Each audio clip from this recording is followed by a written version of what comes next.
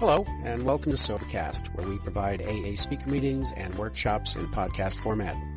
We're an ad-free podcast, and if you enjoy listening, please help us be self-supporting by visiting Sobercast.com, look for the donate link, and drop $1 or $2 into our virtual basket. We hope you enjoyed the podcast. Have a great day. Hi, everybody. I'm Sue G. Hi, Sue. And I'm a grateful member of Al-Anon.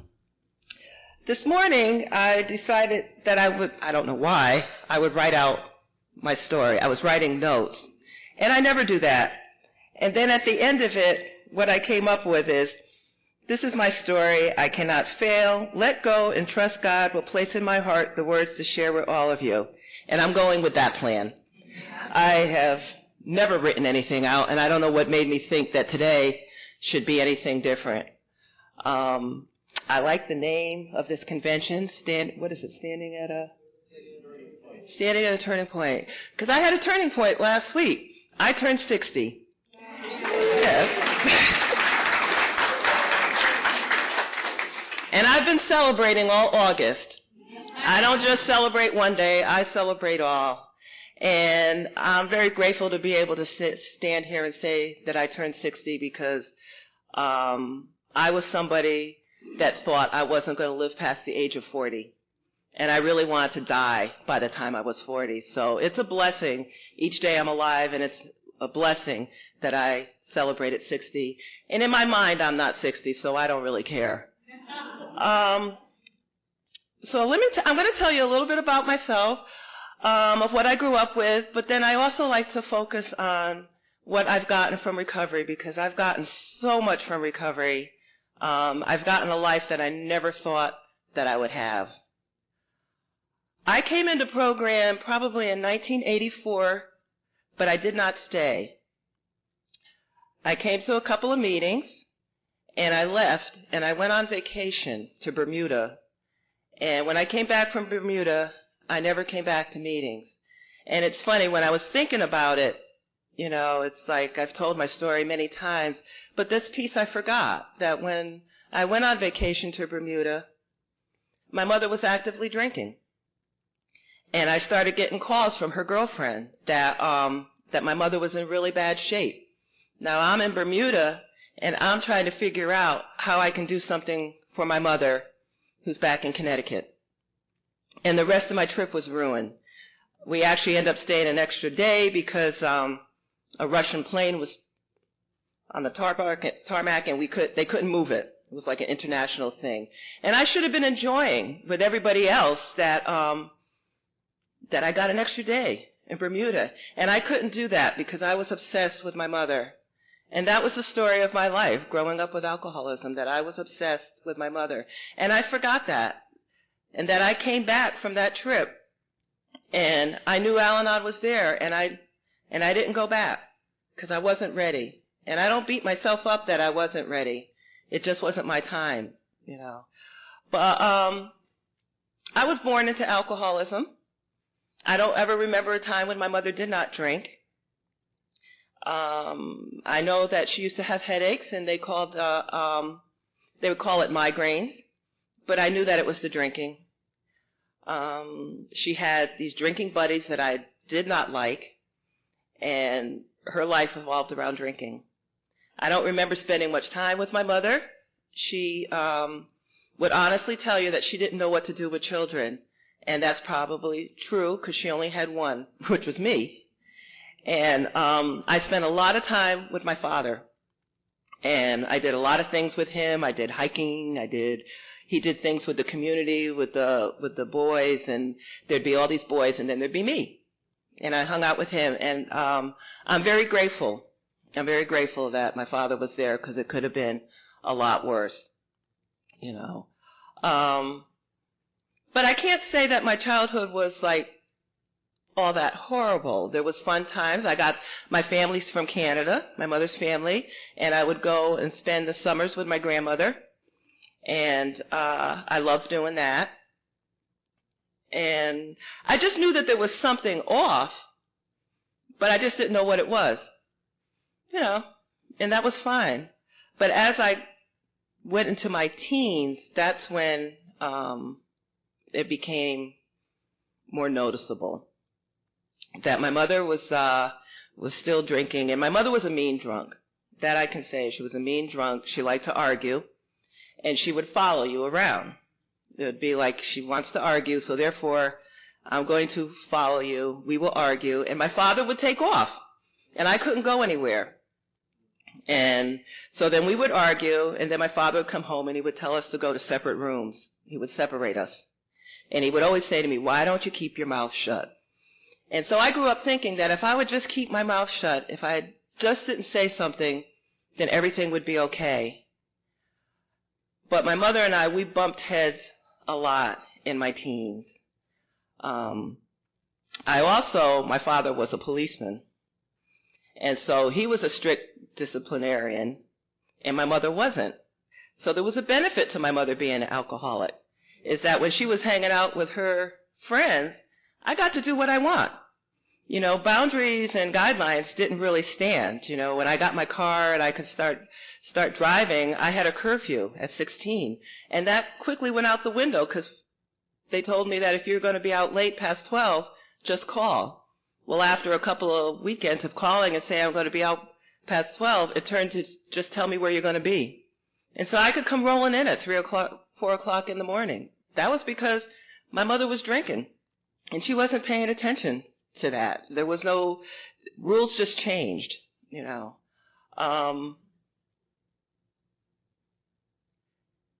My father, on the other hand, was on the police schedule. I was grounded a lot, and then I would be put on probation. Just like the criminals. It was like, okay, you're on probation, you know, and then I'd go off and I'd get in trouble again. But during all that time, my one focus was my mother who was the drinker, you know. I would think about how could I get my mother to stop drinking. So I would write letters. I would cry. I always say if there was something that would make somebody stop drinking, I've said it, and I learned that there isn't, you know.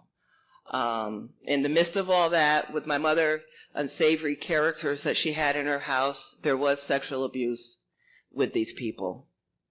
I never told anybody, and I think something happened, and eventually they were just gone because something happened with my mother. So there was a lot of, alcoholism is ugly. I mean, there's no other way to describe it, is that ugly things happen when people are drinking, and kids usually get the brunt of it because there's nobody to protect you, and that's what I live with. It looked on the outside like everything was well. We had, you know, the nice house, and you know, I was always dress coordinated and everything. But inside that house, there was a lot of chaos, you know. When I can remember getting off the school bus and coming in, and I would look to see what shape my mother was in. And if my mother was okay, then it was okay for me to breathe. And if she wasn't okay, then I would just creep into my room, and I spent a lot of time in my room. Growing up as an only child, I learned to amuse myself, so being in the room was not a bad thing to me. But I was very lonely. I was very, very lonely. And I remember my grandmother said that to my mother one time, that she's a very lonely child. And my mother was like upset that she said that, because I think she took it that it was something against her. But I was. But I never said anything. And I just continued on. But when I hit my teen years, as I say, then it was like everything broke loose. And when I got my car, I used to go to New Haven. That was the big thing. I lived in North Haven, and I wanted to go to New Haven, and we spent a lot of time in New Haven, going to bars and things like that. And my social world was in the gay community. I had a liking for being in the gay community. I'm not gay, but I loved hanging out with gay men. I felt that I was loved, I was worthy. They thought I was cool. What beats this? And I had friends that they did the same thing. And that's what my social life was like, in bars, in the gay world. And at 17, or probably 18, I got out of high school at 18, and that was at the height of my mother and I really, really fighting, and my father separating us, and, my going out, and I remember going to my girlfriend's wedding. I went to my girlfriend's wedding, and I thought, wow, this is really, really nice, And I said, wow, I want to get married. Now, I wasn't dating anybody, but, I want to get married. So I left that wedding because I was going out, and again, I was going out to a gay club, and there was this guy, and this guy was actually, now he was gay, there was no doubt about it, but I met him during his straight period. Again, that's what I call it, the straight period, Now, when I first met him, I came up around the disco age with the platform shoes, and, he had the fur coat on and stuff, and I knew his lover, but now he's going to be straight. And so we started dating. That seemed like a good idea to me. And I always say that we were two lost souls that should have stayed friends and never got married, He was trying to recover from a religion that's very, very strict, that they look at it that being gay is like some curse from God, and I'm looking to get out the house. That's basically what it is. I'm looking to get out the house. So we were dating for like about 6 months, and I remember when he said to me, well, I think we should get married. And I was like, okay. Now, I've gone to weddings with Al-Anon people, and they've shared the thought that's gone into it, to the decision to get married. And I'm like, wow, because that was not what I did. It was like, sure, I'll get married. I don't know why, but we'll get married. And then he said, I said, well, we'll get married in a year. And he said, why a year? And I said, I don't know. That's what everybody else does. That's how clueless I was of why I was doing this. And so we did. We got married. And I lived a lie. First of all, the only friends that knew that I had met him at a gay bar were my friends that were hanging out in the gay bar with me. To everybody else at work in the outside world, we looked like a normal couple here, that we had a house, we had a dog and a cat, we were married for like about 3 years. And all that time, there was still alcoholism circling around in my mother, and I was still obsessed with her, because that was the one thing that I could not let go of, was my mother's drinking, After 3 years, he came and he said to me, I need to be true to myself, and I am gay, and I need to go live as what I'm supposed to be, a gay man. And I remember, because this is how sick I was, I remember saying to him, well, you can go do that and we could stay married. And it's like, but you can go and have your relationships on the side. That shows how I did not think of myself. I did not think I was worthy of having somebody that loved me, that just loved me and wasn't going to play around. And that I wanted to be with somebody that didn't want to be with women. So, when he said to me, he said, you deserve better. And it was like he swore at me. I really wanted to hit him upside the head. It's like, how dare you tell me I deserve better? But he was right. So we ended up splitting up. And I remember, as I said, I was so young in the head. I really was. And I remember telling my mother, and, she said to me, honey, do you want to come home? And I said yes. And so he went to work one day, and the truck came, and I cleaned out the house. And he came home, and I could hear it echoing that there's no furniture. And he told me, he said his friends told him, watch out, she's being too nice. But I couldn't keep everything, and I did give some of it back. But I did. I went back home, and I think I stayed with my mother again for probably about 7 or 8 years. And at that time, then my father decided that he couldn't stay married any longer. to her, and he actually was having an affair with somebody, and he left. And I was so pissed at him, and I was pissed because I felt like he left me with the alcoholic and like I was doomed. I felt like I had a rock around my neck, which was the alcoholic, and there was nothing I could do about it. And that's where the feeling of wanting to die came from, because I could not see any way better than death to get out of that situation. And it did change that my mother was nicer because of the fact that she knew that I would leave the home. So the dynamic changed, but still I worried about my mother. I still worried about her driving and all that. And during that time, my mother did try to commit suicide, and I actually had the thought that I should let her. And I remember thinking that. And I remember calling my uncle in Canada to ask him what should I do, and he told me to call 911 because I couldn't figure out how to do that myself, because I really had that thought. This was my way to get out, was that I would let her go. So I did. I called 911, and they came and they got her. And that did not stop. That did not stop the drinking, you know.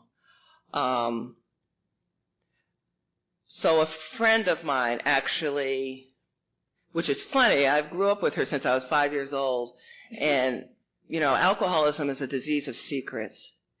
And I knew her since I was 5, and we never talked about the alcoholism. Her father was an alcoholic, and my mother was an alcoholic, and we never came up. She needed a place to stay, and she came and she moved into my house. She moved into my house, and she could see my mother drinking, and she could see it. And she actually was going to meetings. She was going to meetings, and she had bought the One Day at a Time book, and she had left it on the table, and my mother saw it. And we figured that my mother thought that she was going because of her. And she came. My girlfriend came home, and my mother told her that she had to move out within 3 days. She didn't care if she knew where she was going or anything. It was just that she had to get out the house because the secret was about to be broken, and my mother thought somebody already knew about it.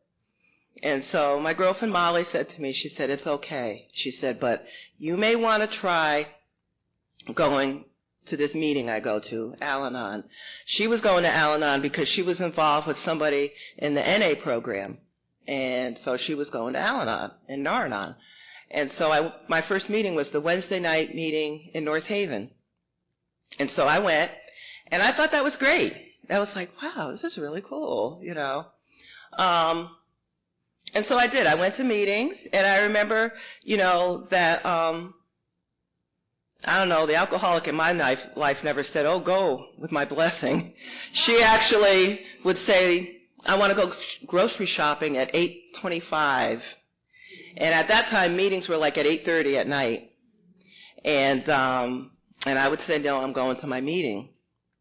And so I did. I went for a couple of months, and then that's when I went on vacation. And then I came back and never went back. But it was always circling in my head. So I call that my time that I went out to see if I could make my life a whole lot worse. And trust me, there is always more damage that you can do. And I did it. And so I went back out for like 2 years, not thinking about the program, and I scared myself. I scared myself because I actually started drinking, and I don't like to drink. But I was going out, and I was drinking by myself, and I was doing drugs. And I'll be honest and say I like doing drugs because it didn't have a taste. And I always say that God gave me the gift of being cheap, that I will not spend money on drugs. So that probably saved me from myself. I'll buy myself a pair of shoes, but I would not buy drugs. So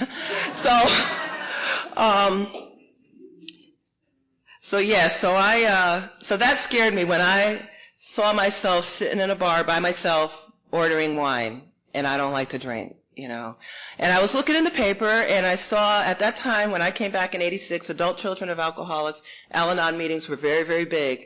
And there was a woman that was advertising that she works with adult children, a therapist. And so I just happened across it, and I called her. And so I went and I talked to her, and she interviewed me. And what she told me was that she asked me, was there alcoholism in my background? And I said yes. And she told me that she would not work with me unless I went back to Al-Anon, that she would help me, but that I had to go to Al-Anon. And so that's how I ended up coming back to Al-Anon. The other thing is she said to me, she asked me, do you drink? And I said yes. I said, yeah. I said, but I don't really like it. I said, I just keep trying until I find something I like. And she said to me, does that make sense with your history? And I said, I guess it doesn't. And I stopped. So the next week I went to a meeting. Now, you would think I'd go back to the Wednesday meeting in North Haven, but no, I'm going to find one in Fairfield because I don't want people to know, and I don't want them to say, where have you been, like they're going to. Okay, so I try to find this meeting. I'm driving around some dark road. I can't find it. Following week, where I end up back up where I started at the Wednesday meeting in North Haven, and I ran into a friend that I met the first time, and she walked up and she just hugged me and said, glad to see you. And that's what Al-Anon has been for me, is that it's a safe place to come back to, and people just say, how you doing? And so with that, I committed to staying in the meetings because I had nothing else.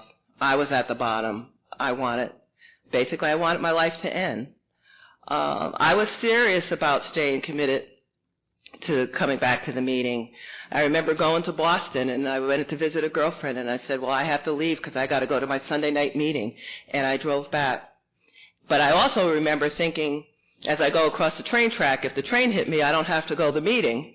And because most of my disease is in my head, and I have really crazy thoughts, and that was one of them. And as you can tell, the train didn't hit me, so I went to the meeting.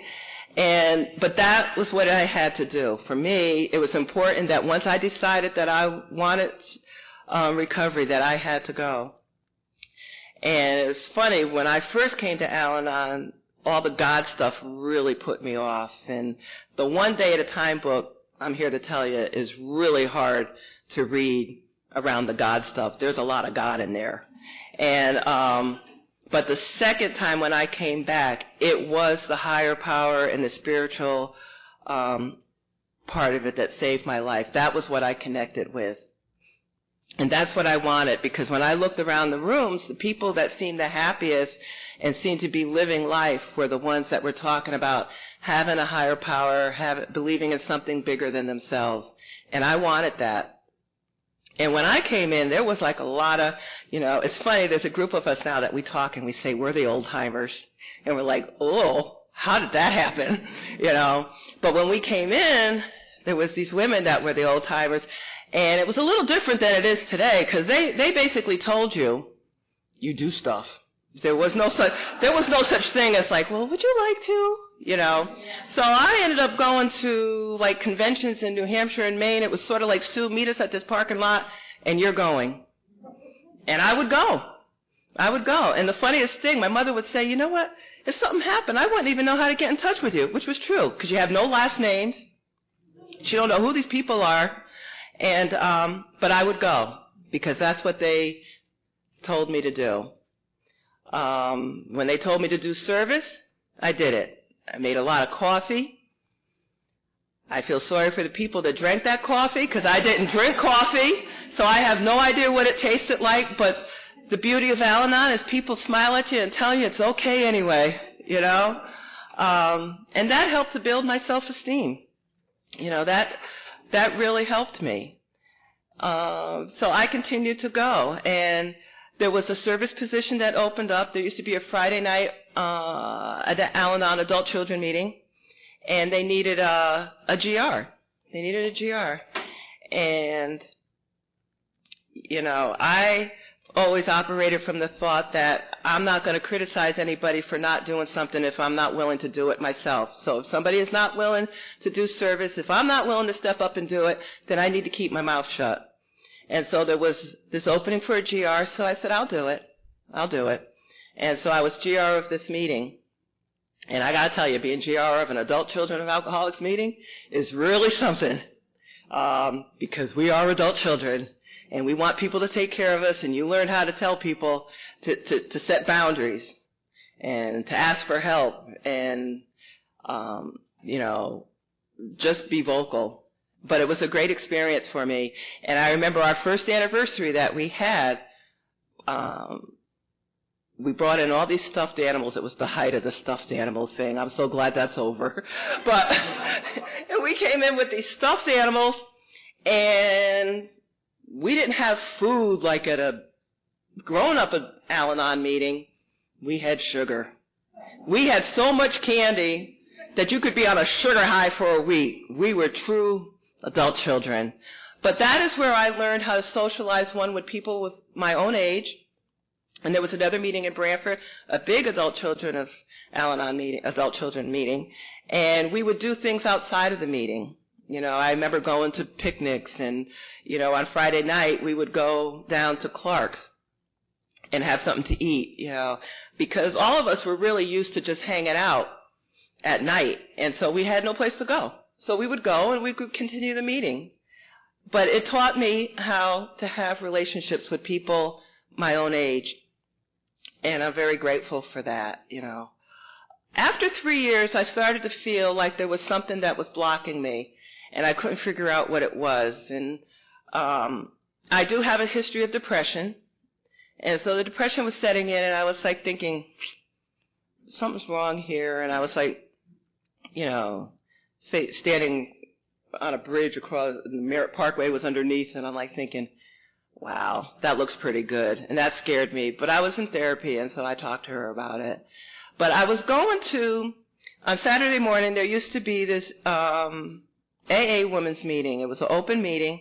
And these women were sharing, and they were sharing honestly about things that were going on with them.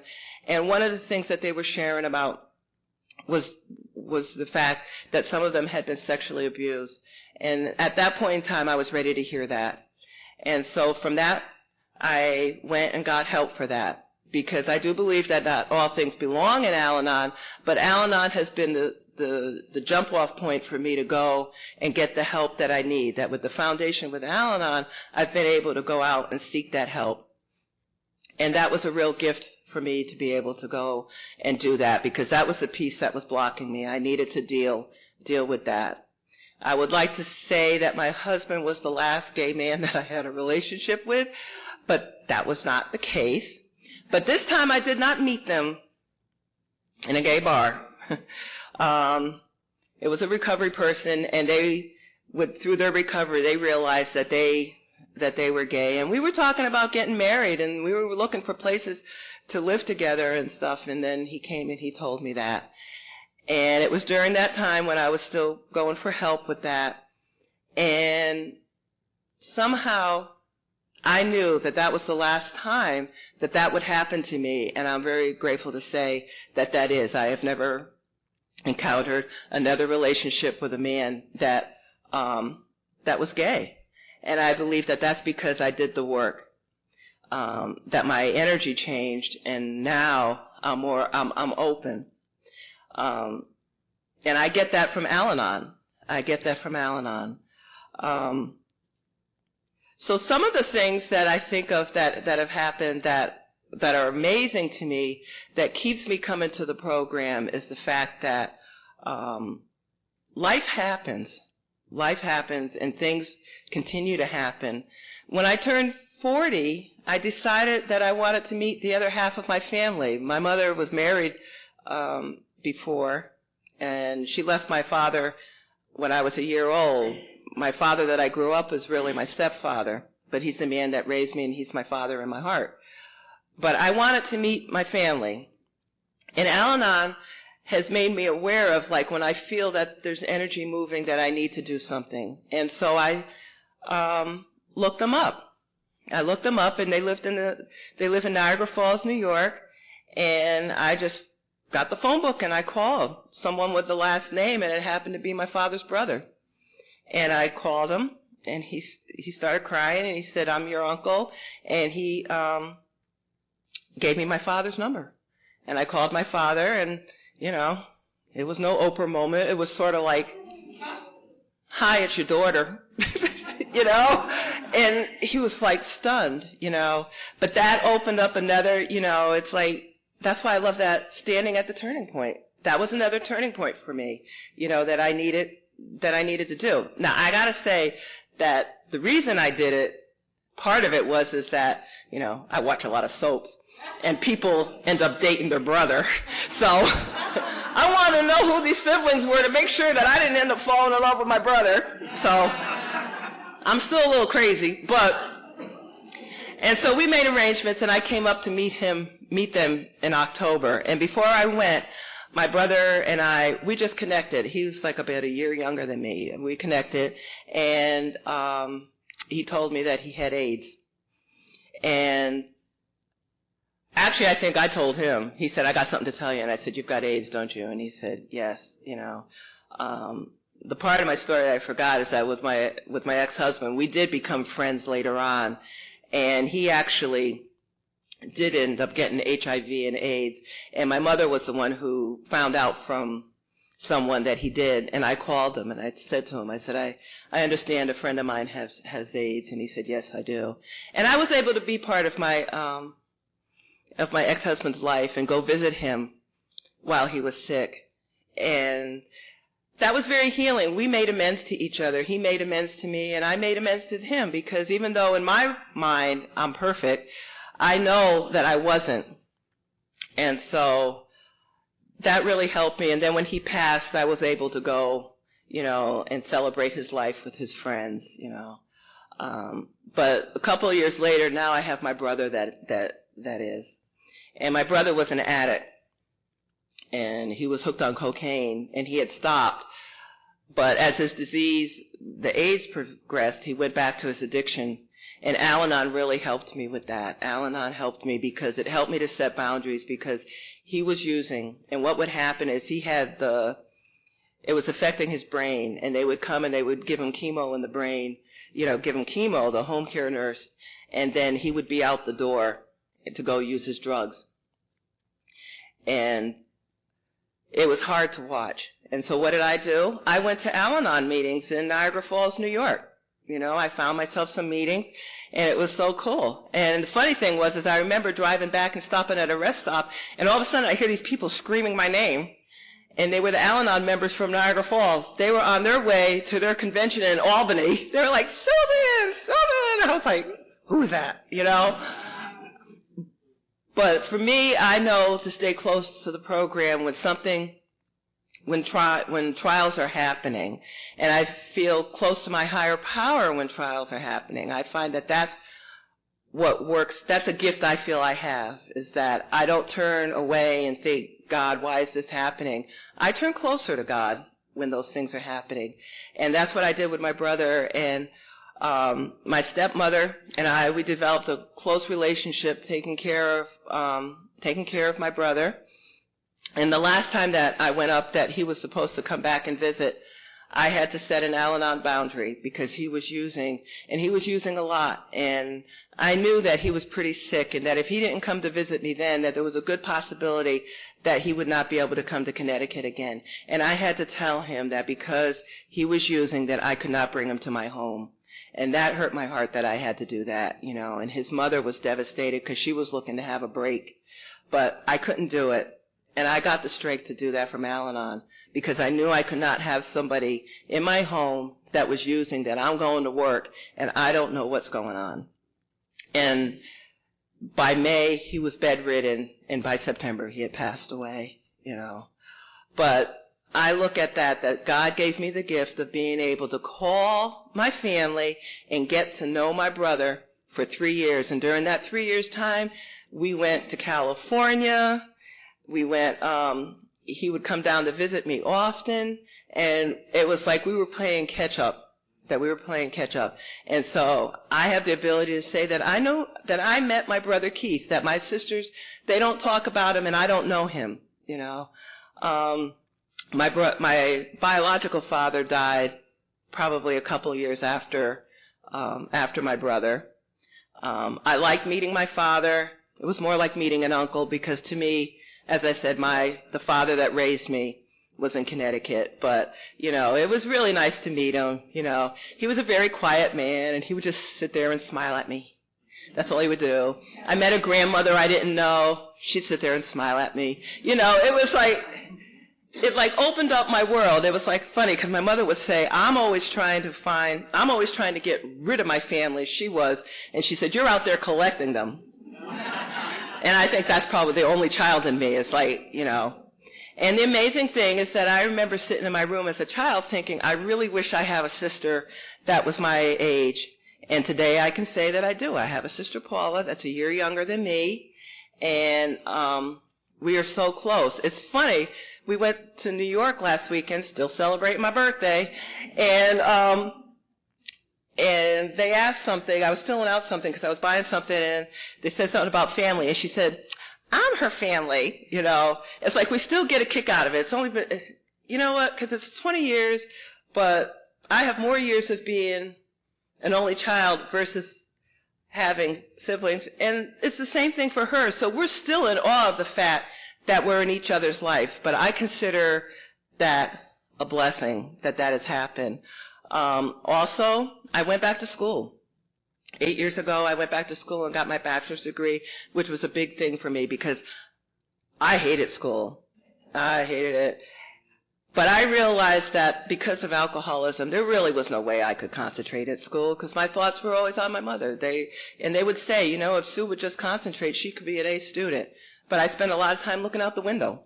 That's what I would do. I would daydream, and I would look out the window. And so I did. I went back to school, and that was because of Al-Anon. People said to me, they said, you can do it. You've got the strength to do that. And so I did. I went back, and unfortunately at that time, my mother got sick. My mother died from the disease of alcoholism.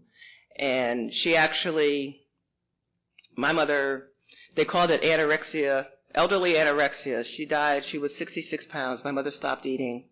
And when she went into the hospital, she never came back home. She ended up in a nursing home. But it was the alcohol. Her body just couldn't take it anymore. And I am so grateful for Al-Anon because Al-Anon changed my relationship with my mother because I'm the person who needed to call somebody in Canada to find out if I should call 911 to save her. I'm the person who, I hated my mother. And when I came in, I would tell you, I hate my mother. And for me to be able to actually be there for my mother and take care of my mother is a miracle.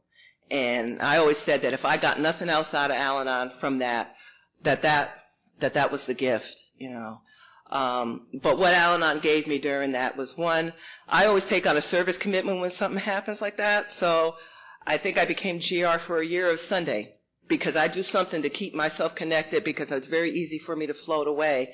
But I choose to take a service commitment. I did it during my brother when he was sick, and I did it with my mother. And I would call and I would talk to one of my, I call her my spiritual sister. She works a good program, and whenever I'm spinning off, if I need some spiritual advice, I call her. And so I would call her, and I would say, my mother's not eating, and she's not listening to me, and then she would say to me, well, did she ever listen to you?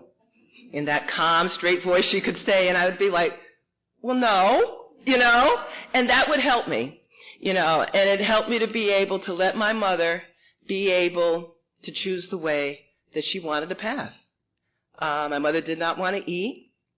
I found that you cannot make somebody eat any more than you can make somebody stop drinking. If they don't want to eat, there's not really much you can say or do. I gained weight because I was eating what I was bringing her, but she wasn't eating it, But I am very grateful that Al-Anon gave me the ability to have that relationship with my mother. And I can always remember my mother saying, I love you. And I remember when she was getting ready to pass, she looked at me and she said, I love you, but you can do this. And that was a real gift. That was a real gift. And I was going to stop going to school at that point in time because I was taking care of her. And she told me, no, don't do that. She said, you keep going. And I did. And I graduated, and her sister came down. Her sister came down and came to my graduation. And I was very, very happy about that, Life it has been hard. I've had things that have happened, but through the program, my attitude, I have been able to change it, This year, I went to my first Al-Anon International Convention. I went to Vancouver. My cousin lives out in Vancouver, and I told my aunt I was thinking of going to the convention out in Vancouver, and she jumped on it, and she was like, well, we can go visit my cousin at the same time. And so we went for a week.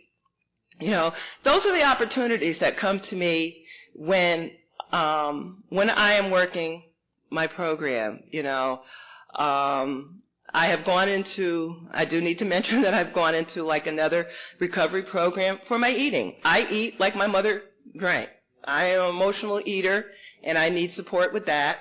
And that's how the disease has come up with me, is that, I don't use alcohol, but I definitely can use food.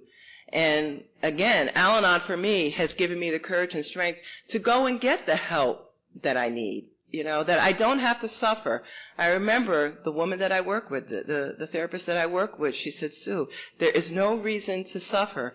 And that is my goal today, is to not suffer. It's like things happen, but I have tools that I know that I can do. I know that for me to leave the house in the morning, I need to take the time to pray with my higher power, which is what I did this morning. I do my journaling. I do my readings. These are the foundations of taking care of myself that I need to do.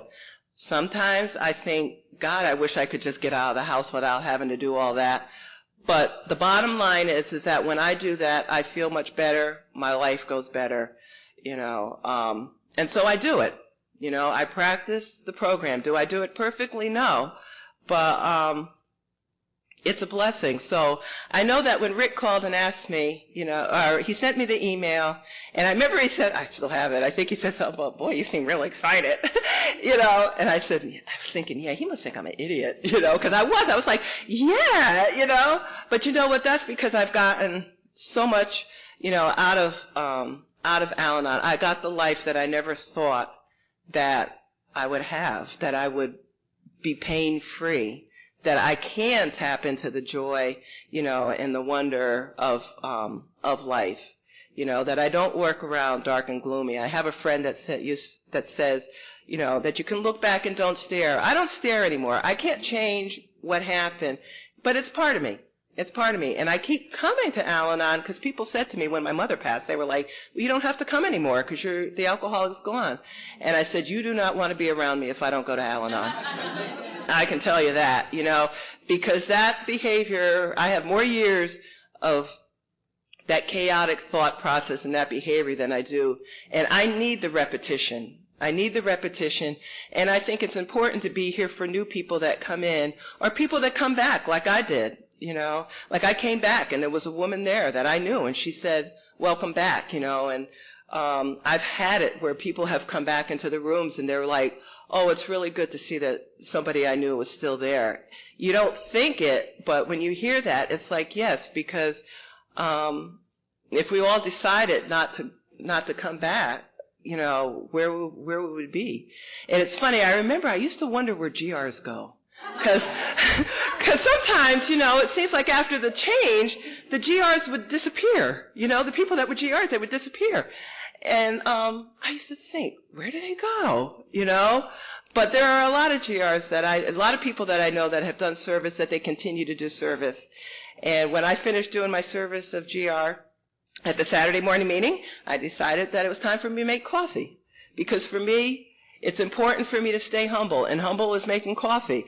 That I'm not better than anybody else. I'm not, that I can make coffee. Hopefully I make better coffee than I did when I first came in. But, it's service. It keeps the meetings going because I would never want to have a time when Al-Anon was not here because Al-Anon has given me the life that I never expected. And I look around and I see a lot of friends, and I've been around for so long. I've been in for something like 27 years. It's the longest commitment in my life. My male relationships have never lasted that long. And And I just keep coming, and I've gone to conventions, and I know people from like all over the state, and it's, I would have never got that. I was the kid who thought that the friends you had were the friends you had from high school and you didn't make any more. I don't know where I got that thought, and Al-Anon showed me that that is totally not true, that there are still plenty of people to meet and plenty of people that want to meet you, and I'm very grateful for that. So thank you for letting me come and share my story with you. Thanks.